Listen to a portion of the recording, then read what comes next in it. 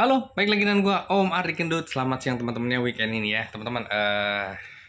Gua kemarin nanya sedikit ya ke teman-teman gua di bank mana ya, di bank BUMN, bank swasta ya. Memang sudah banyak debitur-debitur batuk kondisi ekonomi seperti ini ya. Terus ada juga yang komen mengenai restrukturisasi kredit yang tidak berjalan sesuai dengan skema ya teman-teman ya. Contohnya di kemarin di bank daerah lah ya, di bank daerah restrukturisasinya ternyata hanya 6 bulan keringanannya ya penundaannya.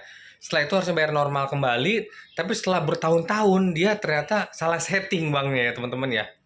Jadi yang gue perhatiin ya, nggak di sana aja, di tempat gue pun dulu sama ya.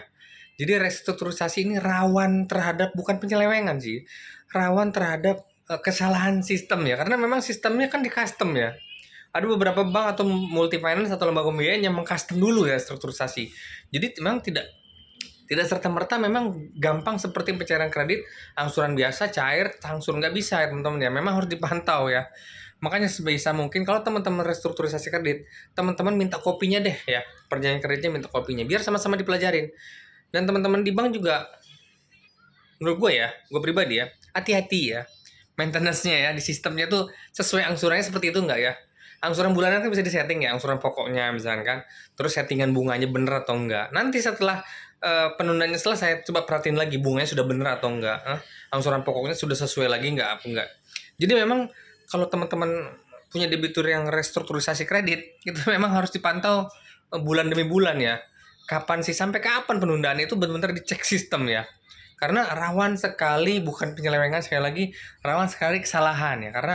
Karena memang angsuran kredit tidak biasa. Ada yang belum punya tunggakan, ada yang sudah punya tunggakan, seperti di dalam ebook gue ya, gue udah bahas detail ya. Ada yang belum punya tunggakan, ada yang belum punya tunggakan ketika restrak. Nah, kalau yang udah punya tunggakan, itu seperti apa? Harus disisain ya. Angsurannya tuh, tunggakannya diapain? Mau dibagi rata kah? Atau dibebankan di akhir dah? Kah ya kan? Dan itu harus diberitahukan ke debiturnya ya. Dan debitur juga harus ngerti ya bahwa ini nih keringanan ya, penundaannya bukan penghapusan. Jadi jangan segan-segan nanya ke banknya, Pak ini kok sesuai perjanjian kredit seperti ini.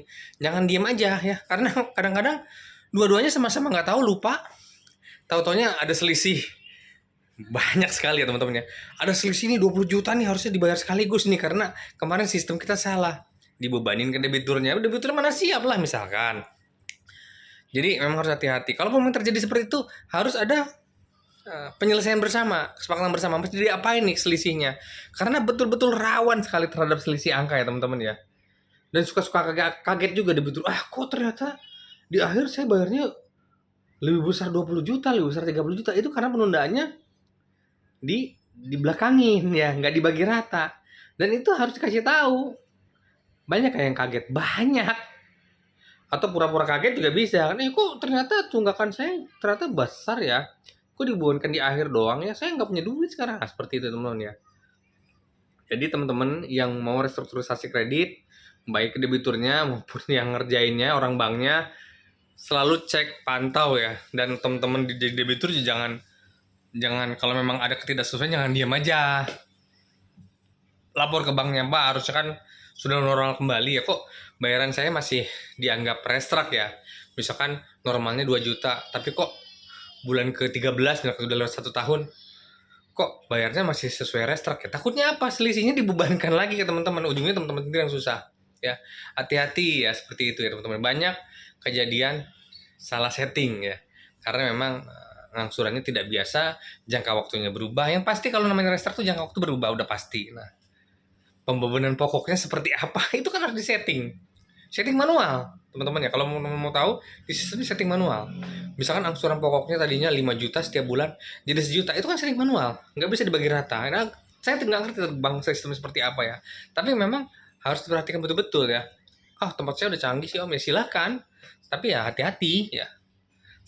Kadang-kadang terlalu canggih malah terlalu rumit, malah nggak bisa diapa-apain, bisa jadi ya teman-teman ya.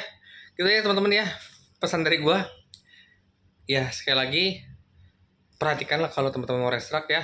Belum sampai pengajuan doang. Setelah diajuin, setelah disetujuin pun teman-teman tetap harus mantau ya. Oke, sampai ketemu lagi di video selanjutnya. Thank you.